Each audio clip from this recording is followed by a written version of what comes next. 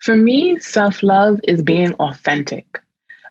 For me, self-love is rooted in me living in my truth. So I want to show up the same way everywhere I go because I love myself. I love myself enough to say, one, this is who I am and this is who you get, and I'm not going to conform or distort myself to please other people. By loving myself, I can be grounded in who I am. And by loving myself, I'm giving myself permission to be grounded in who I am. I'm not judging myself. I'm not picking myself apart. I'm not playing small. Self-love for me is just really all about authenticity. It's about saying, this is who I am. I am deserving. I am worthy. And I'm going to show up as my full self the way that I am everywhere that I go.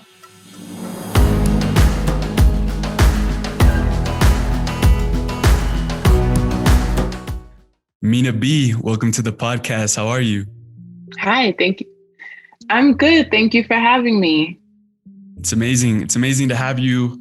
Honestly, I just wanted to start off saying that your Instagram page has been probably one of my favorites over the past couple of months when I found you. You're a writer, a licensed therapist, a social worker, and just really a creative being that puts all this wisdom into just digestible concepts and people and takeaways that people can have for their daily life. And I guess where I wanted to start with you is getting to know a bit about your story, unpacking that story that led you to this healing process and this process of finding your way to a better mental health, finding a way to love yourself again. I know you have been going through some depression problems, some other mental health issues that in our society are becoming more common every single day. So I wanted to start off, how did you get into this work? And what made you realize the importance of taking control of your mental health?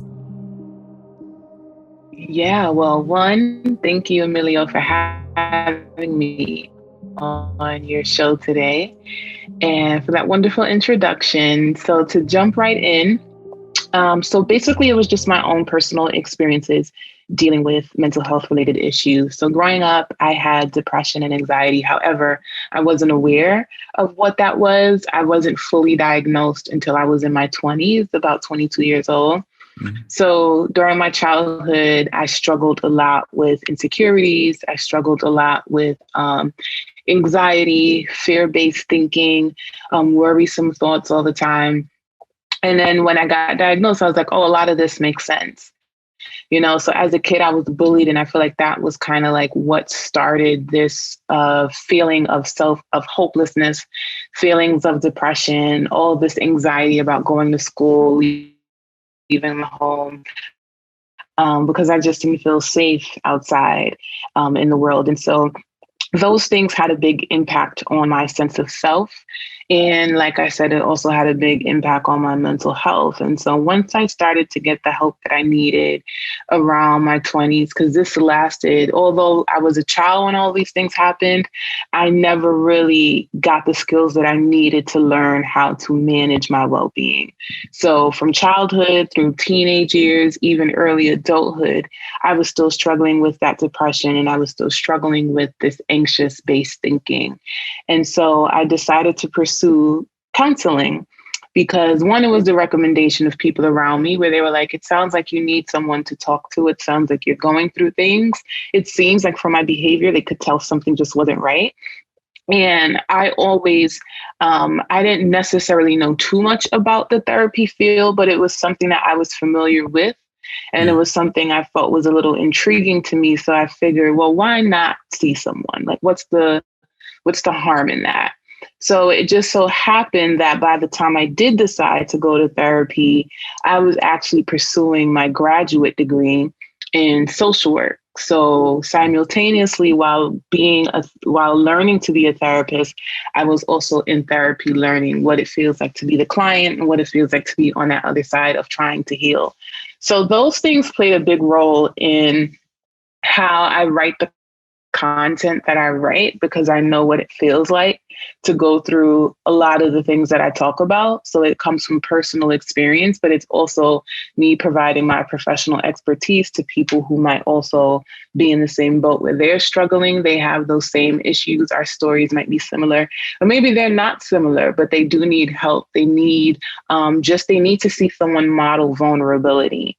And that's why I created the community that I created. But that's also how I got to a place of being able to just, manage my mental health and my well-being. Yeah. I love that you just said that we sometimes just need that one person or a group of people that are modeling the desired behavior that we want. So if for you, that's vulnerability, for others, it's confidence, self-worth, things like this. And in your story, I know there was one of your professors that really sparked your interest into this field. Was she modeling something that you really were looking for, searching for? What was it about this professor that sparked your passion and your interest into all that you're doing now? Yeah. So when I was in undergrad, I actually studied business. And that is because I'm multi-passionate. So I wanted to pursue a lot of things. And although I wanted to pursue psychology, and so by the time I was ready to apply to college, I didn't really know what I wanted to settle on.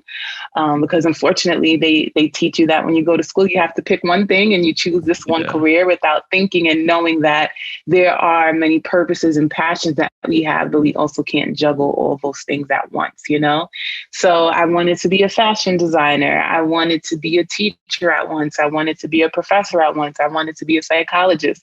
I wanted to be all these things. But when I entered college, I was struggling between, do I want to be in the psychology field or do I want to be in the fashion field, which are like two different extremes, So I chose the business route as a way to get into the business side of fashion because I didn't really want a degree specifically in fashion. And I was like, I guess I'll figure out what comes next. And so because I still had a love for psychology, what I did was for all of my elective classes, I took like Psych 101, Psych 102, sociology. I took all these different electives rooted in like human behavior type style courses, and everything else was just like needed for my degree. So this professor was actually my sociologist professor, and she actually also had a degree in social work. So because she had a degree in social work, she would use a lot of her case studies in class. And for me, I felt like the reason why she stood out was one, because I admired how she approached her work, but I also admired her because she was a Black woman.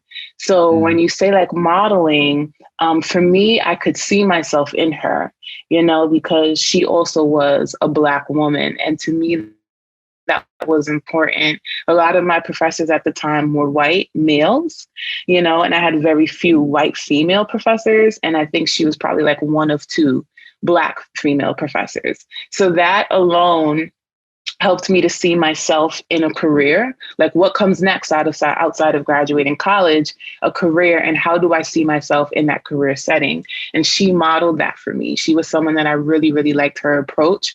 But then bringing in, again, her being a social worker, just the way she talked about her cases and the way she shared her insight and her clinical judgment around these cases made me realize, I too want to be able to do what she does. And that's when I decided that I would pursue social work. I didn't really do too much research around like the differences between social work, psychology, all these different things. But what I did know was social work felt a little more versatile compared to other fields of thought, and so that is what helped me make the decision to pursue my graduate degree in social work, because originally I was going to get my MBA. And when I met her and just being able to be a part of her class and learn from her and see how she thinks and approaches her studies, I really, really looked up to that. Yeah, that's amazing. Thank you for sharing that. One of the things I really love about what you talk about on your page is the idea that it's okay to just start again and start over. And that's part of the growth process. So what you just highlighted there is that you were going to this path of business, and then something happened. You met this woman, she inspired you, and then you decided to go a different route. What would you tell someone if they're having something similar going on and they're not sure, should I start over? Should I just finish what I'm doing? What words can you say upon that? Yeah, I mean, that's a tough thing to go through. And I think that's very common. I think first we have to identify what it means to pursue something. Because I think often we feel like we have to pursue it to the end.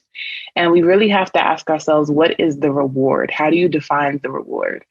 Because for some people, the reward might be coming out with a college degree, where some people, the reward might be just learning. And I learned that this wasn't for me, and it's okay for me to move forward and change paths. So I often say, think about the thing that's really tugging at you. Think about the thing that you think about often, the thing that you desire the most, the thing that when you envision your future, do you envision yourself doing this particular career or this other thing that you imagine, or do you still see yourself on the same path? And then if you see yourself on the same path, do you see yourself being happy?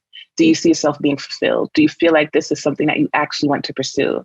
And sometimes we have to ask ourselves those reflective questions, because as you said, I do think we live in a culture where starting over seems a little taboo, and we're supposed to stick things out into the end. And so I just encourage people to think about, what is the end goal? And are you on a path that will bring you to what your goal is?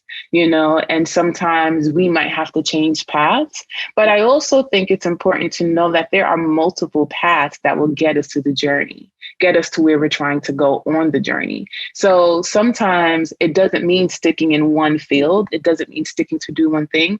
There are multiple things available to us that will get us to where we are trying to go. So I think it's really about expanding our thinking, but most importantly, asking ourselves, what is the end goal? When I get to where it is that I'm trying to go, what do I want to feel at the end? Do I feel like I want to know that I did what was true to me? Or do I feel like I'm still doing what's true to other people and their expectations of me? And so I would just start there and recognizing, like I said, that there are multiple ways for us to get to where we're trying to go. So expand how we think about that.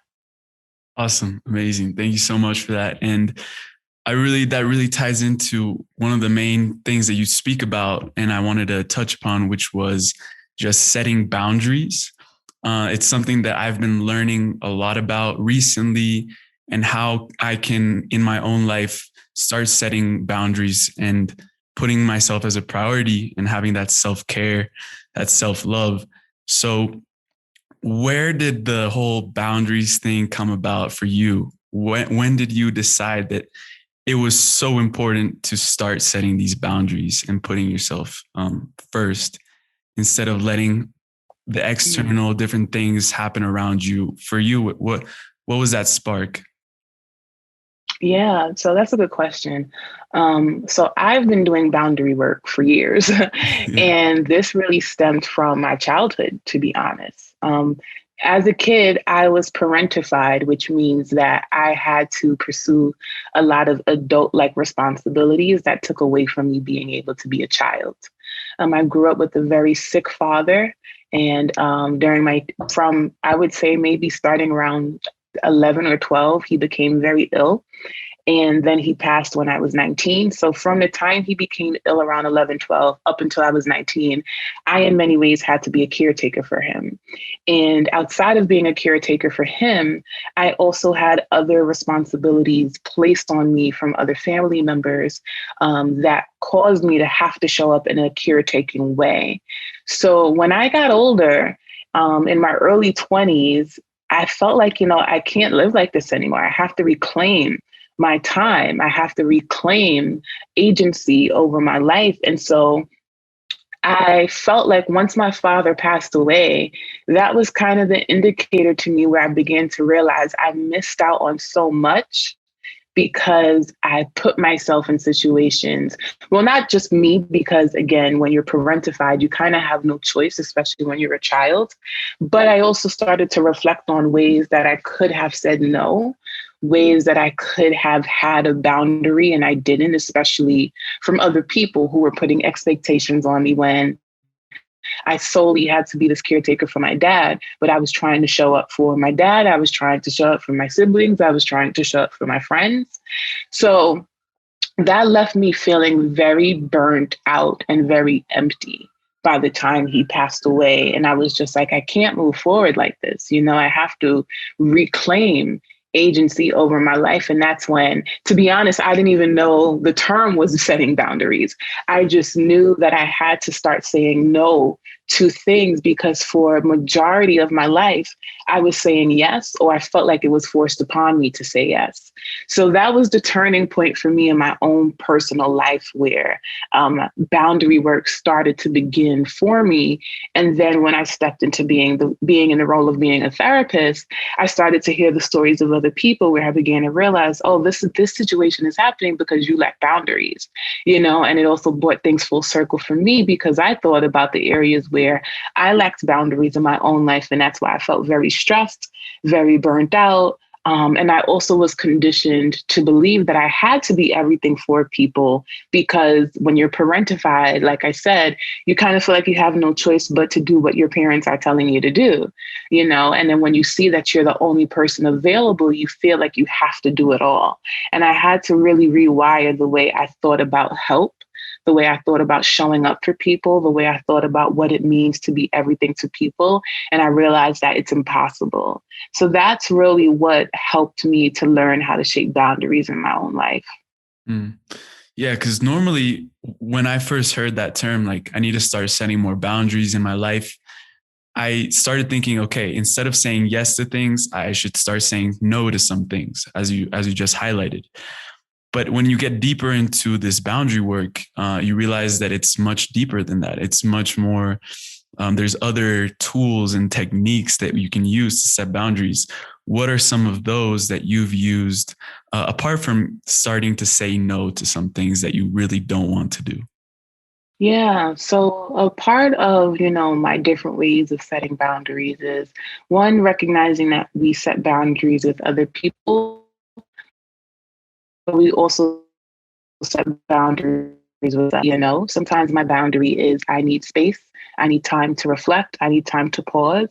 Because one of the things I've also noticed is that everything doesn't require an immediate answer. And so instead of feeling like I have to give a yes or a no, I've also been learning that setting boundaries looks like saying, I just need some time to think about this.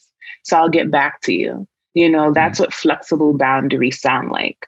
Another thing is asking for help is actually a boundary, being able to recognize, because sometimes we set firm boundaries where what we're really doing is setting a wall, and that's not boundary setting. What we're doing is just blocking off connection with people. So what I am also recognizing is outside of saying no, I'm asking for help. That is a part of my boundary. My boundary is recognizing what my limits are. And once I recognize that I hit my limit, I then seek other sources and I say, hey, let me delegate this task. Let me delegate this responsibility. I can no longer do this thing. I'm going to pass the baton to you. I'm going to ask for you to show up for me in this way because I can't handle all of these things. So how about we divide this sense of responsibility? So asking people to help me in many different ways. Another thing could look like be letting people know what I don't want to do. But these are the other options that are available that I am willing to do. So there's a lot of flexibility in boundaries. Everything isn't just a no, no, no. Everything that comes my way, absolutely not. Sometimes it's about one, let me pause and let me reflect. But then two, it's like yes to this, but no to that. Or it can also just look like, these are what my limits are. How can you show up for me in this other way? How can I lean on you for some help and some support? Because like I said, we don't want our boundaries to turn into us building walls with people. And so for me, it's really just about assessing what my limits are in the moment. What am I responsible for in the moment? And that also helps me to assess what type of boundary is needed for whatever event that's taking place. Yeah. And what would you say are some of the biggest differences in boundaries, whether you're dealing with a friend or a family member or like a loving relationship, what are some of those like main distinctions that you see depending on these different relationships that we have? In many ways, they are very similar. The only distinction I would say is that, we are all showing up for people very differently. So a boundary that I have with a friend, I might not have that boundary with a parent or my partner, or the same way I might have a boundary with my partner that I don't necessarily have with a friend or with a family member. My boundary with my partner might look like I'm not going to talk about my friend's business with you. Despite the fact that we're partnered, despite the fact that we're married or things like that, I don't feel like it's my place to share personal information about my friends. You know, that could look like a boundary in that setting. So I would say that the distinction really is sometimes our boundaries differ, but also sometimes our boundaries are very similar. We might have this boundary across the board where no one's allowed to comment about my body, whether you're a friend, family member, or a partner, right? I also think too, like when we think about a level of responsibility, another distinction is recognizing in coupledom, we do have a responsibility to other people. We are not responsible for other people, but we do have a responsibility in our relationships to show up for our partners a specific way that we may not have for our friendships, And so if we're a couple or in a relationship, we do have a responsibility to one another to talk about the things that bring conflict in relationship, to talk about the things that might be hurting the relationship, And so I do think that in many ways, though, our boundary setting can look very similar, but we also might notice that there are some boundaries that you might be open to setting with this particular person that you might not feel like you need it with someone else. And that's also okay. Yeah. Amazing. And that just goes into exactly where I wanted to ask you about is setting boundaries with ourselves. So now we're talking about setting boundaries with other people, but what does it look like for you to set boundaries with yourself? So that can manifest many ways, right? I have boundaries around time. So time management, how am I utilizing my time throughout the day? How much time do I want to give to watching TV? How much time do I want to give to doing my work? How much time do I want to give to showing up for other people and talking on the phone? That's a boundary that I have to set with myself. Another boundary could look like around technology. So how much time do I want to allow myself to be on social media? How much time do I want to allow myself to be watching TV all the time? Boundaries with yourself is really all about what limits do you need to set with yourself? What are the things that are impacting your values? What are the things that are getting in the way of you meeting your goals? And you being able to assess and say, okay, this is stressing me out. This is causing me to procrastinate. This is causing me to feel delayed or set back with certain things. So now I need to draw a line with myself. If I realize that I spend too much time into my work, then I need to set a boundary around my TV time. So that's really what setting boundaries with yourself look like. And in another way, it could look like, depending on how much information I want to share with someone, that's another boundary setting. And so I have ownership over my information. I have ownership over my business. So it's up to me to define how much of my business I want to share with people. And that is also a boundary. So if I meet you for the first time and you ask me specific questions, my boundary might look like I'm not going to answer that question with you. My boundary toward that person might be, I don't want to share that. But a boundary with myself is ensuring that I'm not asking questions that I don't have a right to. I feel like I may not have the right to ask, but also not oversharing, right? Maybe my boundary could look like share this, but don't share that. And so that's in a way I would find that building boundaries with myself can manifest also. Amazing. Yeah. And one of your posts that I really like, you said that when you have high standards for yourself, you make choices that are in alignment with your values. And I really wanted to get into that because as a young person, when we're around our 20s, we might not know what our values are or what are the core values that we live by. A book that I really recommend is The Subtle Art of Not Giving a Fuck by Mark Manson. He talks a lot about the values. But what do you mean? Like, I just wanted to get into, how do we start setting those higher standards for ourselves? And is there a specific tool that you've used to live up to? Okay. And how do you not set too high standards for yourself, which could lead to perfectionism and other sometimes negative manifestations of that? Yeah, that's an important concept, because we all have to hold ourselves to a high esteem. That's where our sense of self and self-worth is rooted in, and that's how we are able to operate in it. So when it comes to setting standards for ourselves, I really believe that those things are rooted in our value system. And when you're young, the reality is, this is why self-inquiry and curiosity is important, because it requires those things for you to learn what's important to you. You might not know what's important to you at 21, and that's okay. You figure those things out along the way. So is there a specific tool or method around that? Honestly, no. I would say that tool is learning to self-reflect. I think that is the biggest tool, learning to self-reflect and learn to be self-aware.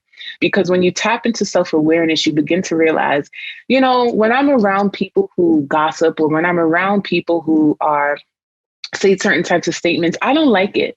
And that's helping you to form, well, maybe it's because you value integrity. Maybe it's because you value honest communication, and these people aren't giving you the things that make you feel good. These people aren't giving you the things that make that connection feel meaningful. Because values are things that are meaningful to us. Values are things that are important to us. And because of that, we hold those things to a high esteem. So if I'm around you and you're not making me feel good, or you have these manipulative tendencies, or you're doing XYZ that just leaves me feeling empty, or it leaves me feeling shameful, then chances are I might not see value in this connection. And it's helping me to see that maybe this friendship can't happen, or maybe this partnership can't happen, So I would say when you're in your 20s, it requires self-awareness and self-inquiry for you to be able to see, I realized when I was hanging out with that person, every time I'm around them, this thing comes up and it doesn't make me feel good.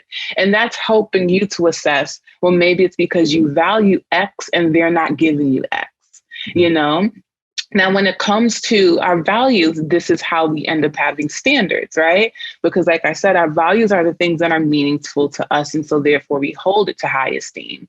So now we create these standards where it's like, well, I want to be around people who have similar values to me. I want to be around people because by having similar values, we can also live in alignment with one another. When our values and our standards become too high, it's generally an indicator when we're putting pressure on people to perform in ways that are impossible. So some examples of high standards is expecting everyone to, know what you're thinking. That's impossible, right? And so you have to do some self-reflection and ask yourself, am I having a standard that is capable of being met?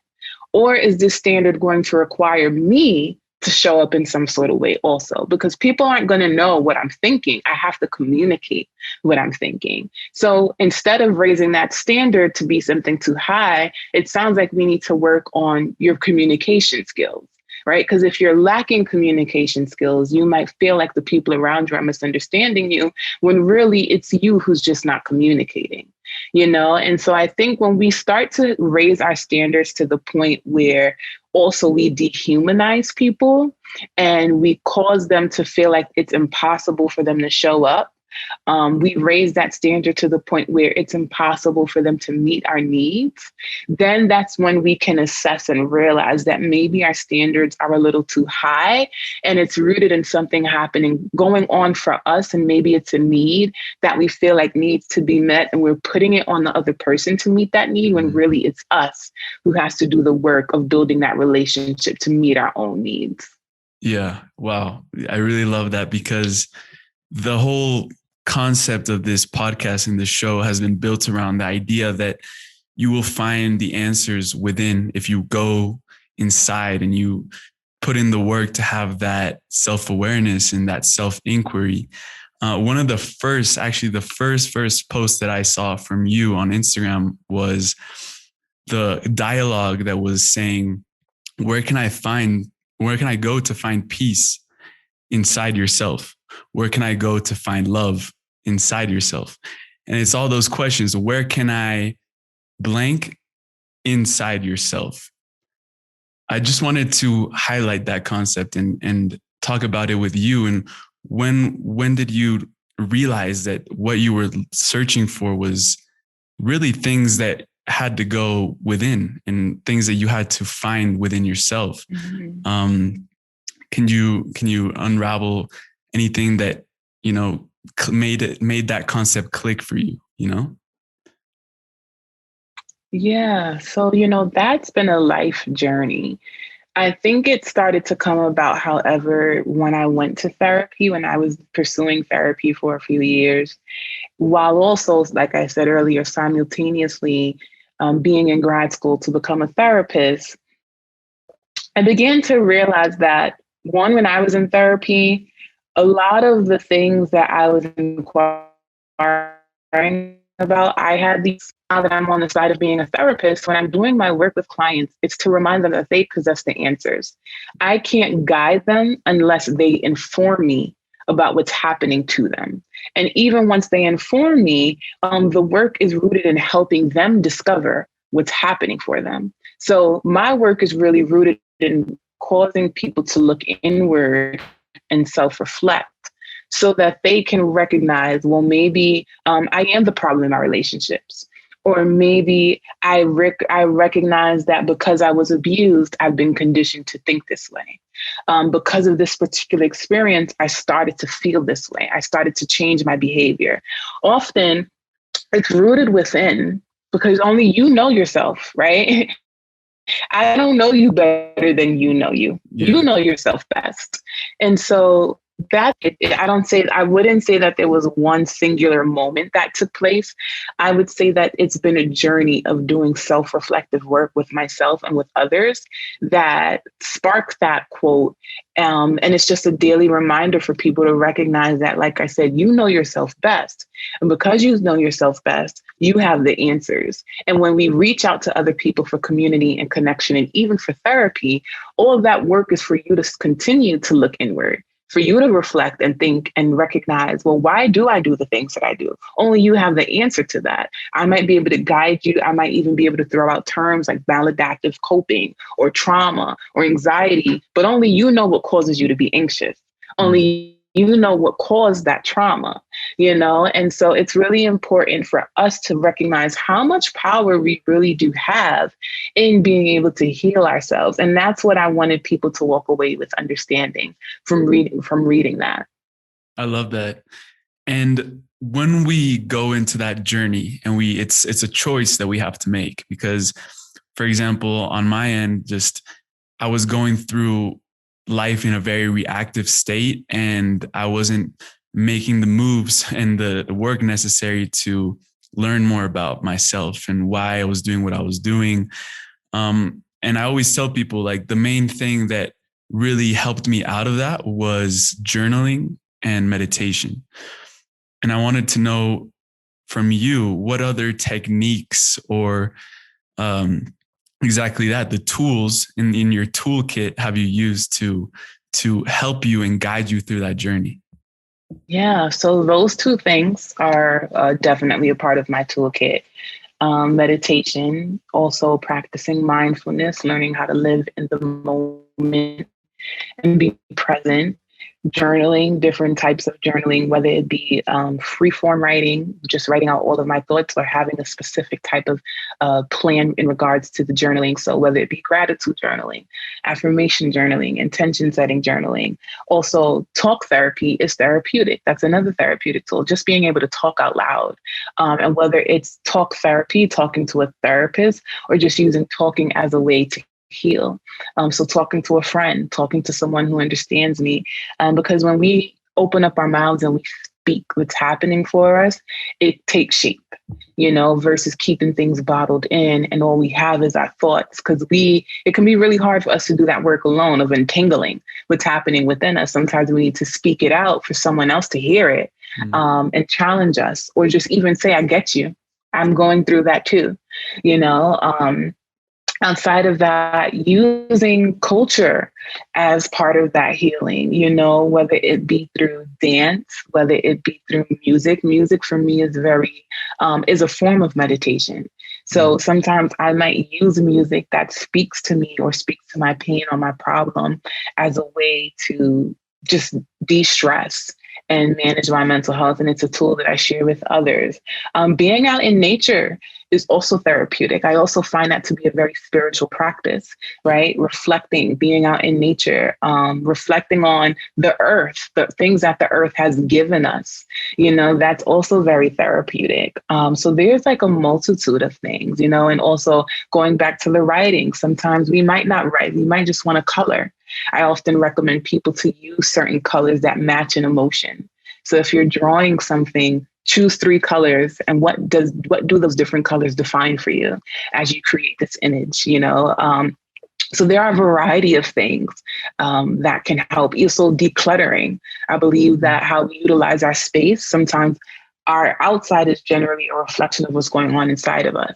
So when we are living in chaos, sometimes we might see that chaos around us. And so how can we clean up these areas in our lives on the outside as we simultaneously clean up what's happening on the inside? Yeah.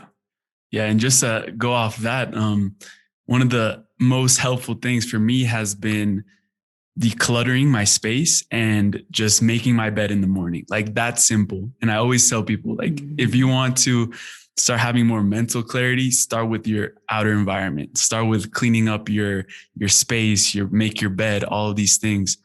And I just finished this book called The Mastery of Love by Don Miguel Ruiz. And it was recommended to me by another guest on the show, Alex Icon. He was the founder of the 5-Minute Journal. So that's another gratitude journal that you mentioned. It's amazing. I really recommend it. And he told me to read this book, and I finished it last night. And I thought I was going to get from this book like just a range of answers of how I can relate to people better, how I can treat people better, all of this, and how I can manifest better relationships in my life. And the main takeaway from that book was just start with yourself. Start with loving yourself. Start with taking care of yourself, because then you can reflect that to other people once your cup is full. And I know you talk a lot about self-love. And I really wanted to get into this part with you and ask you, because I heard in one of your posts that the self-care was the foundation of self-love. And I wanted to know how these two are interrelated, how they feed off each other. What is maybe a difference between self-love and self-care? And maybe we can just start with that. Yeah.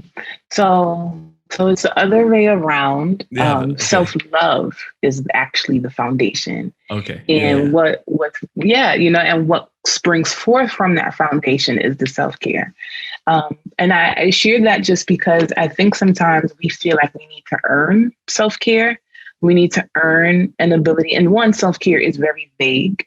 It's not just rest, but I do think there are certain elements to self-care that we've been conditioned to believe that we have to earn a right to rest. We have to earn a right to take a break, especially in a society that's fueled by productivity and busyness and labor. And I think that when we can learn to recognize that self-care is actually an act of self-love, it can help us recognize that we need that self-love, and being tender with ourselves can actually help propel our well-being, and it can help sustain our mental health. So it's because we love ourselves that we are then able to do the work of caring for ourselves. So I love my body, so I'm going to treat my body right. I'm going to do the things that my body is asking it. I love myself. And so because I love myself, I have to recognize the things that drain me and set a boundary around those things. I have to recognize what my limits are and speak up about what my limits are. I also love myself, so therefore I need to be assertive and let people know how they can talk to me, how they can treat me. I let people know how they are allowed to interact with me. I let people know what I tolerate and what I'm not willing to tolerate. And because I love myself, I also have a right to make a choice around who I am allowed to be in relationship with and who has the right to be in relationship with me. So self-love really is the driving factor of a lot of the things that we do. But I often feel like it's disconnected, because I think a lot of people who will say that they practice self-care, but then they're like, well, how do I love myself? And they don't see the connection there. That you practicing self-care is actually a way of you loving yourself. I think that people have maybe some sort of distorted belief that self-love is this separate silo, and self-love looks like I have to stand in the mirror every day and say, I love you, and that's not what that process looks like. You can do that. That's beautiful. But there's so many driving factors that help us to cultivate self-love. And it's what we do. Remember, love is an action, right? Love is not just a thought. Love is something that we do. And I think when we recognize that love is something that we do, it's how we interact with people. It's how we talk to people. It's how we honor people. It's how we treat people. When we can apply that to, now let me do that for myself, we can then start to see the connection between how loving ourselves also is rooted in self-care. It's rooted in self-compassion. It's rooted in taking care of our mental health. It's rooted in honoring our well-being. All of that stems from love. And so for those who struggle with the concept of, I don't think I love myself, I encourage you to reflect on that. I encourage you to reflect on what you define as love. And then I encourage you to reflect on what are some things that you do for yourself, right? Because self-love is really, again, holding yourself to a high standard. You have high standards for yourself. And so it's recognizing that you have permission to do that. So you have permission to have ownership over yourself, and you have permission to define who has access to this self and who doesn't have access to this self. Amazing. And if I may, I just wanted to ask you, what is your definition of self-love? How have you defined that in your life? For me, self-love is being authentic. For me, self-love is rooted in me living in my truth. So I want to show up the same way everywhere I go, because I love myself. I love myself enough to say, one, this is who I am and this is who you get, and I'm not going to conform or distort myself to please other people. By loving myself, I can be grounded in who I am. And by loving myself, I'm giving myself permission to be grounded in who I am. I'm not judging myself. I'm not picking myself apart. I'm not playing small. Self-love for me is just really all about authenticity. It's about saying, this is who I am. I am deserving. I am worthy. And I'm going to show up as my full self the way that I am everywhere that I go. I love that definition. And in our younger ages, we're more prone to make a lot of mistakes and do things that are out of alignment with our authenticity. What advice would you give to someone that is trying their best to be authentic and hold themselves to a higher standard, but maybe they act out of character for once, or they do something that's not in alignment with their truest selves, and then they feel guilty, or they're just feeling judgmental themselves, feeling that, oh, maybe someone's going to judge me. What advice would you give to someone that maybe is going through something like that? Yeah, so when we're human, we are going to make what we define as a mistake, because mistakes are subjective. And recognizing that we're human, and we're going to mess up here and there. But when we do mess up, use that as a time to, again, go back to being curious around what drove you to make those decisions. And sometimes it's because you just didn't know your best at the time.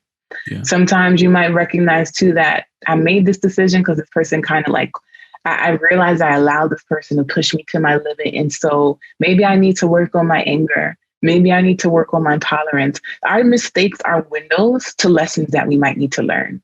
So when we feel this guilt and we feel this shame, I encourage people to dig deeper and think about what it is that you feel guilty about and how can you learn from that. So whatever it is, whether you feel like someone took you out of alignment of yourself, you don't know better. That's the honest truth. That's why a lot of us make these mistakes. And even when we do know better, we still make mistakes because we mess up, because we're people. We're humans and we're going to fail sometimes. So I would say lean into the art of forgiving yourself, lean into the art of recognizing, you know what? I probably shouldn't have responded that way. And so forgiving myself means, one, recognizing when I did that I felt like was wrong, and then committing to practices that will help me do better moving forward. Because if we stay stuck in this cycle of guilt and shame, it's not going to move us forward. So I do encourage people to just recognize when that guilt and shame is coming up and don't stay frozen in it. Try to investigate what's causing the guilt and what's causing the shame, and then think of tools and think of ways that you can do better moving forward for if you're in that situation again. And that's how self-forgiveness manifests in our lives. Yeah. And I guess it's also just part of the growing process that if you don't make a mistake, then how are you going to learn? And if you do make a mistake, having the growth mindset that I know you talk a lot about, and having that mindset of, okay, what can I learn from this? How can I be better in the future? One of the concepts that you hit on your Instagram page recently was the concept of growth and then having the grief on the other side. So if we're going through all these changes and we want to get better and all of this, how do you deal with the grief of, I have to change my life now? Like, what is going on? How do I let go of that? Why am I feeling grief? And what can you say about that? Yeah, the reason why that's a thing is just because when we're growing, everything can't come with us. Our ideologies will shift, our core beliefs might shift, even the things we value might shift. Our friendships might shift, our careers might shift. And with this shifting, we're letting go of something. And grief is rooted in loss. I think a lot of people have this concept that grief is just associated with death, when really it's rooted in the loss of people, places, and things. And so when we lose something, especially when that thing is all we knew, it can be really hard to let go of that, especially if the thing that you knew was rooted in dysfunction. You didn't know that it was rooted in dysfunction until you started learning, until you started growing, that you begin to realize, oh, this actually isn't a healthy environment. This relationship isn't healthy for me. So one of the things that we have to honor with grief is there's no solid method around handling grief. It really is rooted in feeling that grief and acknowledging the feelings that come up for you. It's about acknowledging what is that grief rooted in, maybe sitting with that grief and assessing, what is this grief trying to tell me? What was meaningful? Because that grief is letting you know this thing was meaningful to you, and now you don't have it anymore. What did you learn when you were interacting with either those people, places, or things that you once held dear to you?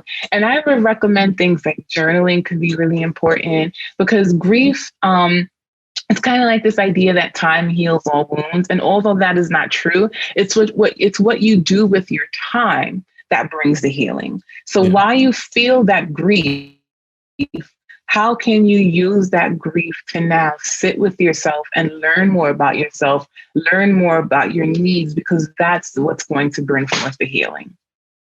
Amazing. I love that. Minaa B, I wanted to start wrapping up this podcast with you.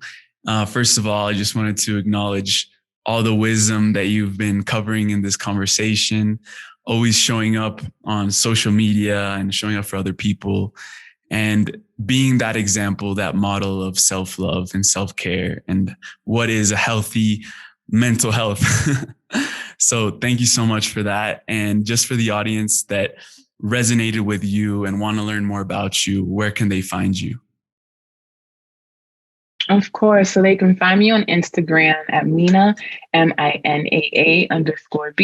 And they can also find me at my website at www.minaaab.com. Amazing. We'll leave that also in the links. And with that, we can start wrapping up the final questions that I have for you. And one of them is related to the concept that we were hitting on earlier, which is the finding the answers within yourself, tapping within. And what is it in your life that helps you ignite that flame within, or allows you to bring out that, what we've called the energy, which are the untapped sources of internal energy that all humans hold to unveil extraordinary mental, physical, emotional, and spiritual capabilities? What is that in your life? It's really complex because that's loaded, right? Yeah. But I will say that for me, it's rooted in, it's loaded. But again, going back to what I said before, it's all about self-inquiry. I do a lot of self-reflection in my life, and if I don't take the time out to self-reflect, then it's not going to give me the space that I need to be self-aware about what are the things that help me to maintain my spiritual, emotional, and mental well-being. So always being curious with myself, always identifying, have my beliefs changed? Have the things that I thought I once enjoyed changed? Have my desires for these friendships and connections changed? And by recognizing those things, I can do the work that I need to pour into myself. I love that. And just to finish it off, we like to open up the floor to you with any final nuggets of wisdom that you want to leave our audience with, people that are going through just a journey to find themselves and to go within. What final nuggets would you leave us with today? My final nugget would just be to recognize that healing takes time. It's a process that cannot be rushed, but also recognizing that we have a lifetime to heal because there is no arrival, there is no final destination. We're going to be healing until the very end of our life. And so it's not a process that needs to be rushed. It's just a daily form of evolving. I love that. Minaa B, thank you so much for coming on the podcast and giving us your time and being that example, as I said earlier. Really appreciate this conversation and would love to do it again sometime soon. Thank you and take care. You too. Thank you.